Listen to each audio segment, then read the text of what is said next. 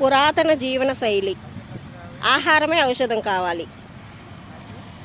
చూడండి ఫ్రెండ్స్, ఇవైతే తులసాకండి. ఇప్పుడు రోహిణి కార్తె కదా, రోహిణి కార్తె అయినా సరే ఈ కొంచెం ఊరికి చివరి ప్రాంతంలో ఎంత గుమ్మటంగా ఉందంటే, మనం నీళ్ళేసి ఎరువులేసి రకరకాలుగా పెంచినా కానీ ఇంత పెరగదు. చూడండి, నేను అలా బండి మీద వెళ్తా చూశాను. రోహిణి కార్తెలో నీళ్లు లేకపోయినా ఈ ప్రాంతం అంతా ఉన్నాయండి.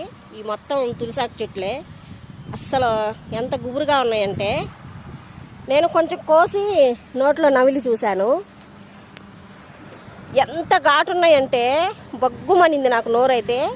నేను ఇలాంటి ఆకులు ఎన్ని రకాలైన ఎలా ఉన్నా తింటాను. నేను అసలు మొత్తం నాలుగు రెమ్మలు నవిలి మింగలేకపోయానండి. ఇది నేను దీన్నంతా సేకరించి ఎండబెట్టి చేస్తాను.